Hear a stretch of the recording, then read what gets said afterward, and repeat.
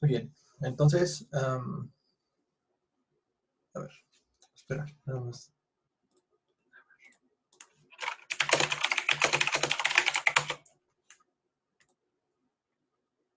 Listo. Sale. Entonces, sí, estaba en lo de las tecnologías que luego pueden ser como muy...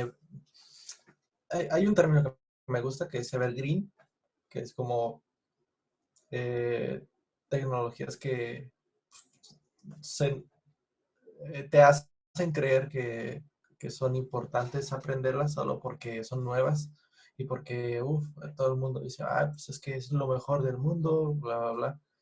Hay que tener cuidado.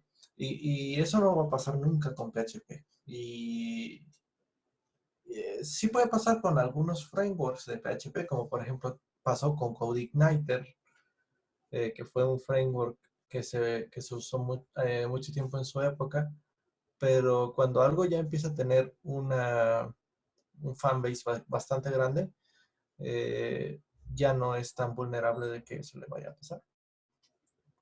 Por ejemplo, Laravel es un buen framework que ha demostrado que llegó para quedarse, porque la comunidad empezó a hacer un montón de plugins, su documentación es muy buena, mucha gente lo está usando, todo eso, ¿no? Entonces, CodeIgniter levantó un poco su como hype en su época, pero hace falta esperarse un poquito. Cuando salga una tecnología nueva, no, lo mejor no es como decir, pues tengo que aprenderla ya porque tengo que, que ponerme, por, no sé, ser experto antes que los demás para conseguir los mejores trabajos. Es que es una decisión arriesgada. Es una decisión arriesgada. Yo lo que prefiero hacer es, si las tecnologías no son muy complicadas de aprender, o sea, si ya se relacionan con algo que ya haya hecho antes, bueno, pues las aprendo. Además, si utilizan patrones de diseño que yo ya conozco, mejor aún. ¿Y qué son patrones de diseño? Son formas de solucionar un problema, pero a nivel abstracto. O sea, si tú eh, conoces el frameworks que hacen inyección de dependencias, por ejemplo, eso es un patrón de diseño, ¿no? El de hacer inyección de dependencias. Este, no me hagan caso mucho ahorita porque realmente el término como tal no lo podría afirmar al 100% que es así, pero a lo que me refiero es que tengan la misma forma de solucionar las cosas. Por ejemplo, si una herramienta eh, separa, bueno, a ver, si tú puedes programar, por ejemplo, la parte que conecta con los servidores y tú no tienes que ocuparte de conectar se le llaman servicios, con la funcionalidad vaya, la funcionalidad lógica que tú ejecutas dentro de una aplicación. Si una herramienta ya tiene una forma de hacerlo y resulta que sale otra herramienta totalmente diferente, pero la forma de resolver ese problema es la misma, yo la voy a aprender, ¿no? Simplemente porque no me cuesta mucho tiempo, eh, y me soluciona el problema, me abre un campo un campo de trabajo. Entonces, pues eso es bueno de considerar los patrones que siguen las herramientas. Entonces, por ejemplo, con Laravel, es lo que yo digo, yo recomiendo Laravel para trabajar, y en resumen, backend, yo recomiendo .NET y yo recomiendo Laravel. El Node Express sí es comercial, la verdad, tengo que admitirlo. Y sí, o sea, si tuviera que recomendarles algo para conseguir trabajo, Node también lo recomendaría. Lo que pasa es que a mí no me gusta mucho Node en lo personal, porque siento que que Node es una tecnología que ya tiene su tiempo, ya está un poco más pulida, pero siento que es una tecnología que nació para, para ayudar a la gente que no sabe programar en otras cosas y que solo sabe programar JavaScript a que puedan hacer cosas de backend. Siento que esa es su mayor ventaja, ¿no? de Node, que todo el proyecto es JavaScript. Y con PHP eso no pasa, ¿no? PHP, pues tienes que aprender PHP eh, y JavaScript en el frontend. Entonces, em, por eso no lo recomiendo. O sea, si tienes la oportunidad de aprender a PHP, mejor aprende PHP. Pero igual, si tienes ganas de aprender Node, si hay trabajo para Node. Tecnologías que son más difíciles ya de conseguir trabajo, bueno, todos los lenguajes emergentes, como por ejemplo Dart, sí tiene su área de trabajo, pero siento que le va a pasar lo mismo que a Ruby on Rails. No sé, porque tiene muy poquito tiempo de existir. Habría que ver qué va a pasar con este lenguaje.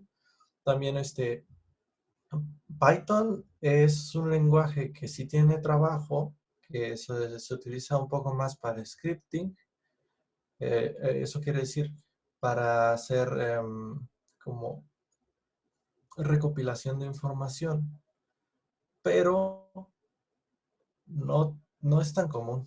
O sea, y sobre todo si lo quieren mezclar con Odo y con Django y esas cosas, yo siento que no vas a aprender mucho acerca de eso porque siento que Python se hizo para que la gente que sepa Python también, o sea, Django se hizo para que la gente que sepa Python pueda hacer páginas web. No es porque la tecnología te ofrezca superpoderes. De hecho, eh, en sí Python es una tecnología lenta. Si tú buscas performance, hasta arriba está PHP y Node, los dos, eh, y de ahí para abajo. Luego sigue .NET, que también tiene un buen performance, pero ya entrando en cosas como Python, por ejemplo, no, no va a escalar tan fácil las aplicaciones que tú hagas. Entonces, eh, sí, tienes que... eso es a lo que me refería con saber elegir tecnologías. Y bueno, tecnologías frontend, lo más recomendable que yo puedo decir, o sea, la mayor recomendación que yo puedo hacer es eh, aprender bien PHP y CSS. No aprender bien Angular, no aprender bien jQuery, no aprender bien Bootstrap, aprender bien HTML y CSS. ¿Por qué? Porque Bootstrap sí te ayuda, pero te ayuda para sacar cosas rápido.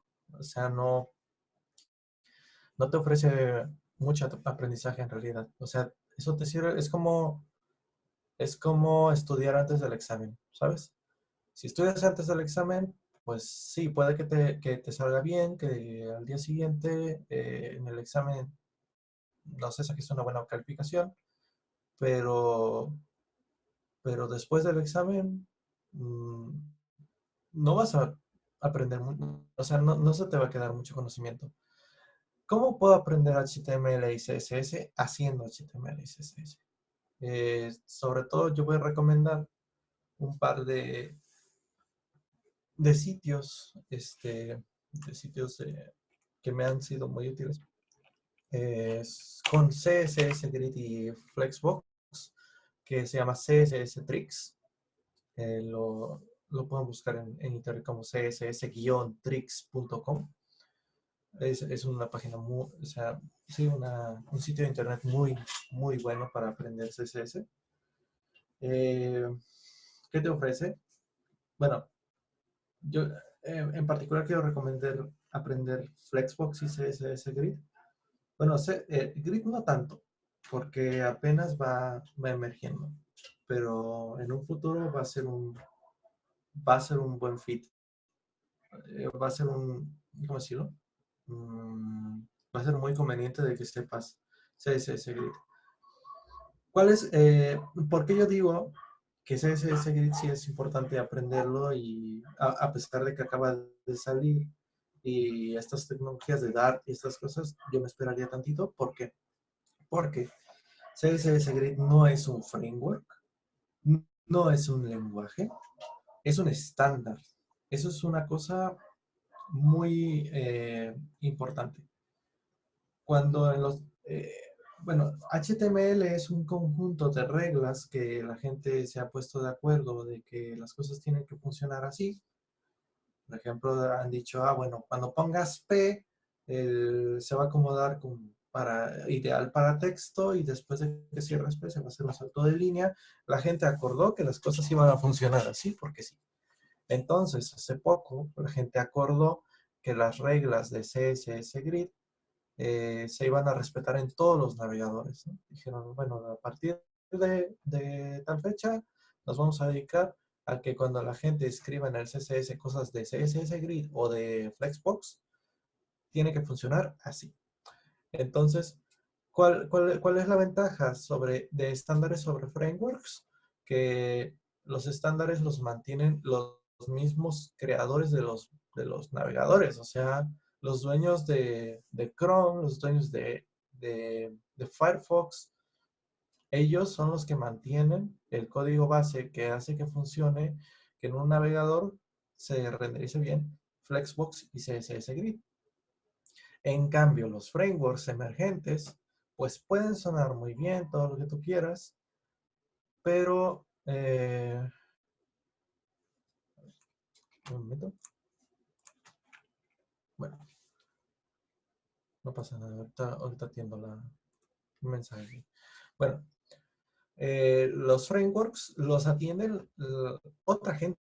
O sea, gente que puede estar hoy y mañana ya no está. O sea, puede gente que los mantiene gente que un día dicen, hey, vamos a hacer el mejor framework del mundo, y al día siguiente dicen, oye, quiero dedicarme a hacer otra cosa con mi vida. Entonces, si alguien deja de mantener un framework, eh, ya no se va a usar. Y los browsers siempre van a existir. O sea, a menos que uses, no sé, Internet Explorer o Netscape, ese tipo de cosas que ya de verdad están súper enterradísimas. Firefox, Chrome, Internet, incluso el Edge.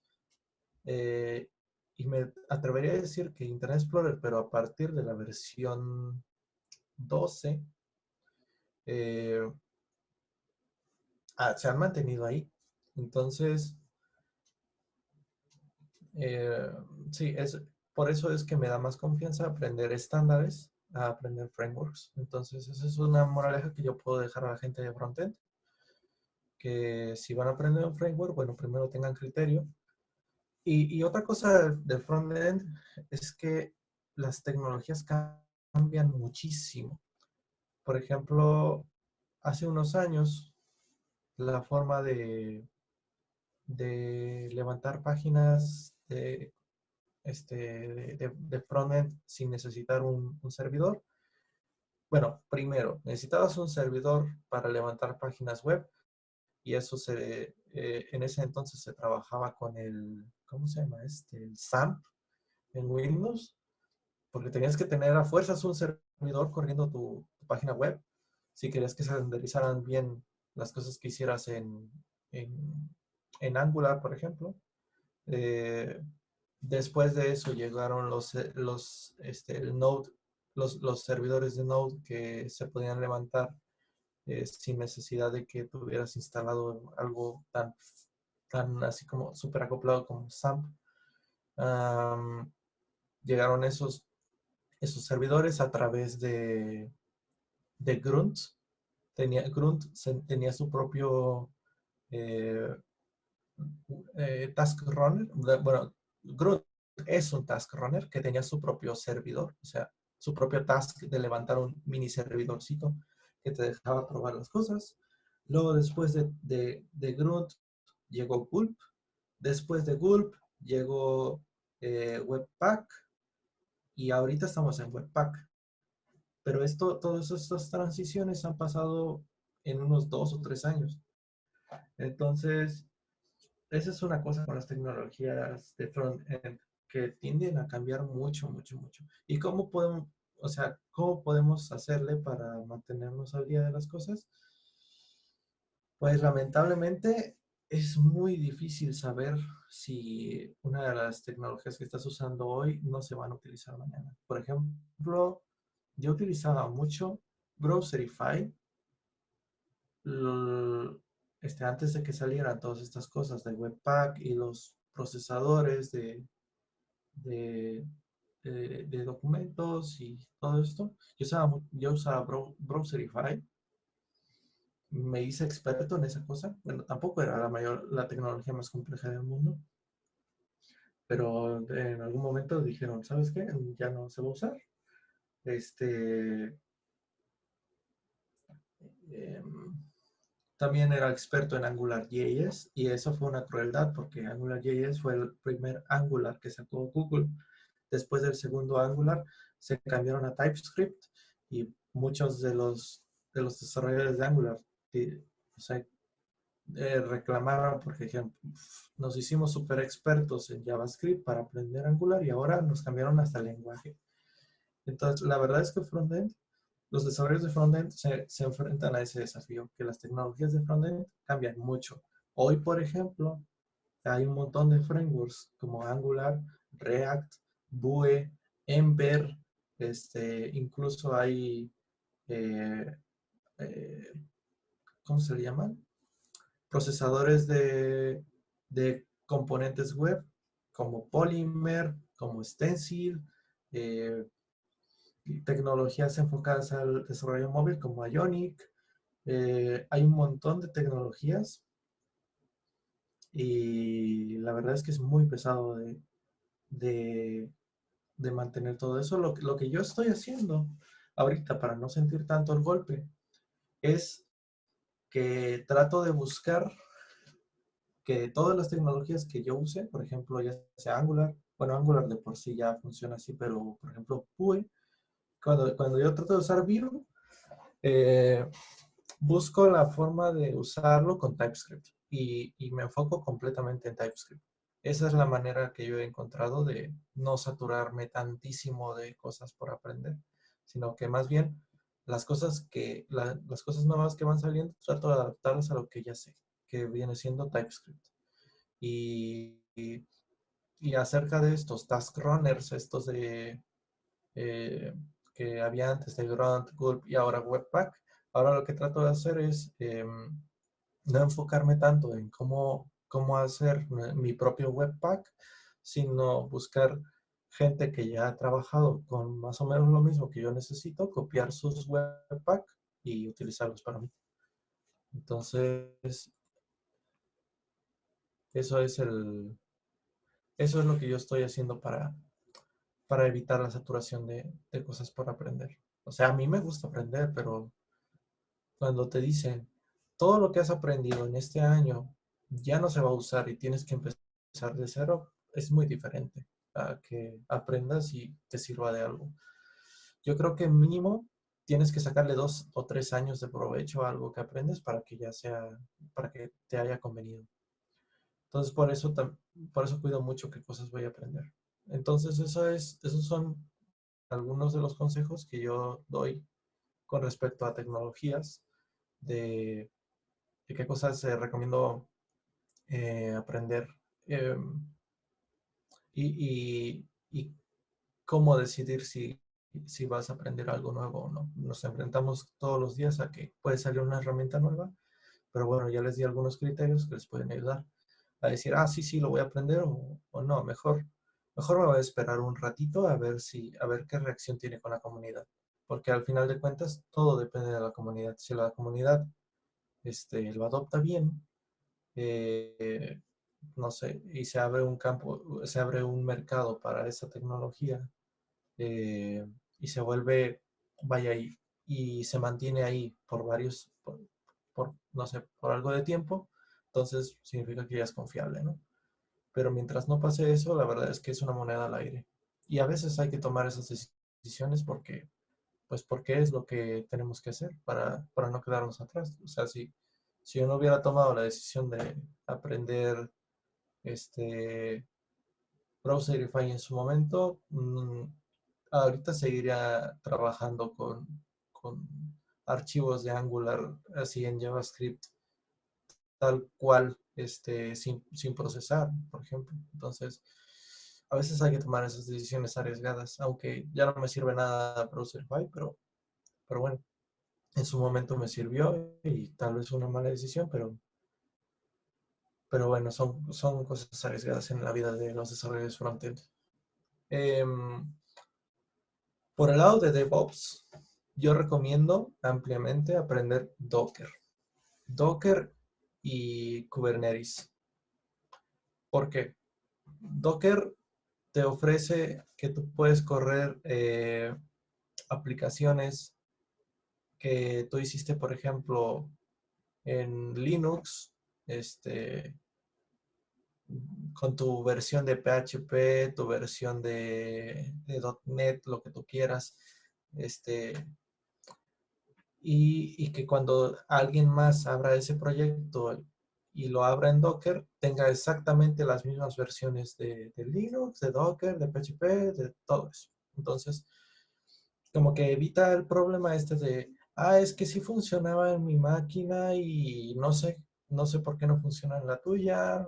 No sé. DevOps o sea, con DevOps me refiero tanto al setup personal de programación como a las cosas que haces en la nube, porque también cuando levantas servidores, si los levantas en Docker, como Docker es como una cajita, ¿sí? Una cajita en la que le dices, voy a usar esta versión de PHP, esta versión de lo que sea, esta versión, esta versión, esta versión. Y la cajita dice, ok, todo se queda aquí adentro, así tal cual me dijiste, lo mando al servidor. Entonces el servidor no necesita tener ni PHP ni nada de esto porque la cajita ya lo tiene todo encerrado. ¿Sí? Entonces se evita mucho el problema es que sí funcionaba en mi máquina, pero ya que lo subí al servidor ya no funciona. Entonces, la verdad es que es algo muy bueno para las personas que se encargan de subir páginas a servidores, porque sí pasaba mucho eso y ahorita ya no hay margen de que pase.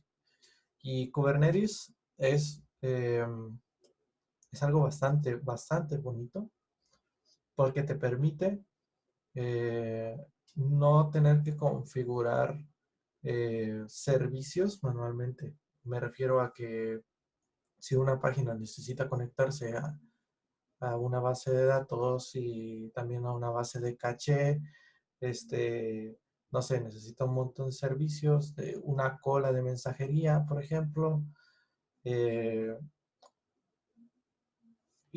o de repente el sitio se vuelve se, no sé, tienes mucha demanda en un sitio y necesitas hacerlo crecer, Kubernetes te permite que automáticamente se puedan hacer réplicas de los sitios, que puedas levantar servicios que tú necesitas sin necesidad que tú los instales en el servidor ni nada. Eh, ¿Cómo decirlo? También te permite distribuir el cómputo. Es decir, tú puedes tener un servidor en Nueva York, otro en las Islas Caimán, otro no sé, en Asia, ambos corriendo tu página y si se cae un sitio, Kubernetes en automático eh, redirige a todos a los servidores que están levantados. Entonces, muy buena herramienta, la verdad. Me han recomendado Rancher. Yo la verdad es que no soy nadie para hablar de Rancher, no lo he trabajado lo suficiente, pero sí puedo decir que Kubernetes lo he trabajado y se los recomiendo para si se quieren enfocar al área de DevOps, ¿no? Servidores y esas cosas. Y bueno, esos son mis consejos para comenzar como freelance. Pero todavía no he hablado de una cosa de Hacienda. Hacienda es un detalle muy importante porque Cuando uno va empezando, bueno, puedes decir, ah, bueno, es que Hacienda no se va a fijar en mis ingresos, genero 3,000 pesos, no sé, eh, cada 15 días, no sé, genero poquito de dinero. Eso es cierto, pero va a llegar un momento en el cual ya no vas a generar tan poquito dinero o habrás pasado mucho tiempo así, generando poquito de dinero y Hacienda se va a fijar en que no estás justificando cosas. La verdad es que desde el principio deberíamos de pagar impuestos, pero bueno, se entiende que cuando vamos empezando con un negocio, pues es lo último en lo que vamos a pensar. Primero queremos sobrevivir, ya después cumplimos con nuestras obligaciones fiscales, pero es cierto que tenemos que hacerlo. Es ilegal no hacerlo. Entonces, ¿de qué se trata esto? Voy a hablar de dos cosas, IVA e ISR. El IVA es el impuesto al valor agregado. Este impuesto eh, se instauró para que las personas informales pudieran pagar impuestos. Es decir, si una persona dice, ah, bueno, yo no tengo un trabajo como tal, sino que lo mío es un oficio, a mí me pagan bla, bla, bla, pero bien que compras su materia prima, la materia prima lleva IVA y esa IVA es un dinero extra que uno se paga con base al valor de un producto y ese dinero va directamente a los impuestos de gobierno. Y uno puede decir, bueno, pero yo sí estoy pagando mis impuestos, yo sí estoy formal. ¿Yo por qué tengo que pagar IVA? ¿Por qué tengo que comprar cosas con valor agregado? Bueno, por eso es que las personas que sí estamos formalizados en el SAT, podemos deducir IVA. Podemos, si yo compro computadoras, por ejemplo, le puedo decir a Hacienda, mira, me estás cobrando IVA, pero yo sí pago mis impuestos. Y Hacienda te va a decir, ah, bueno, entonces no lo pagues. Este, te lo deduzco. Así se le llama. Tú,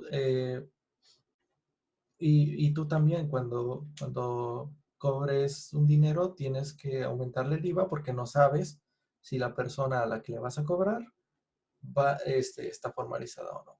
Eso es, digamos, por defecto. Siempre se le cobra a la gente el IVA y que ellos se encarguen de deducirlo como puedan, ¿no? Esto no aplica para los clientes extranjeros, porque, claro, ellos no están obligados a pagar IVA al gobierno de México. Te van a pagar a ti y ya verán con su gobierno cómo le hacen. Pero ellos no están obligados a pagar IVA al gobierno de México porque, en primer lugar, no tienen obligación de pagarlo porque no viven en México.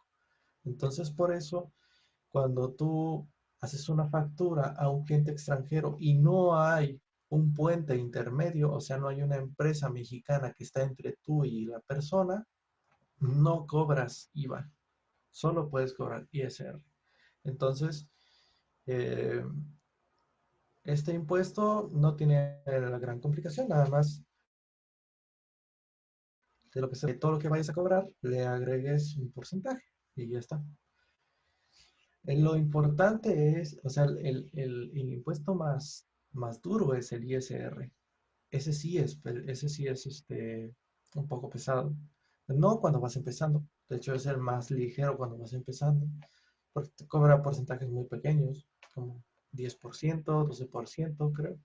Este, pero una vez que tus ingresos suben y no tienes manera de justificar gastos, te empiezan a subir los porcentajes hasta 30, 40%.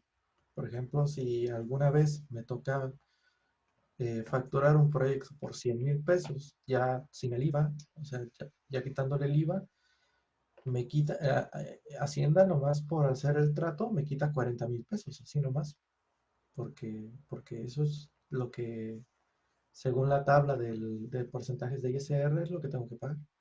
Entonces, eh,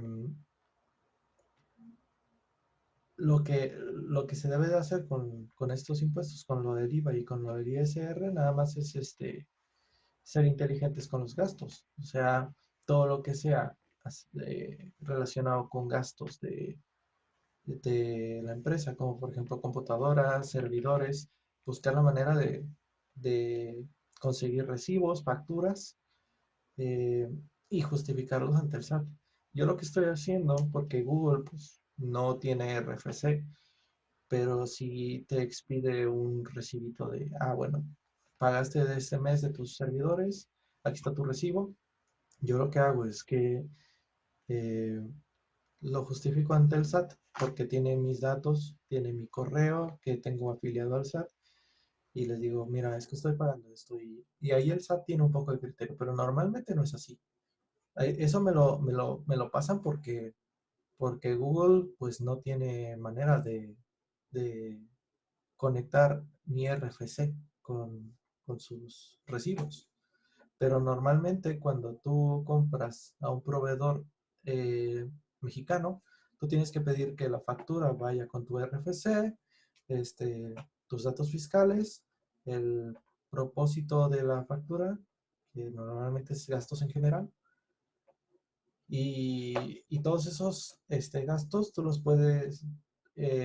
puedes ir como haciendo que pagues menos impuestos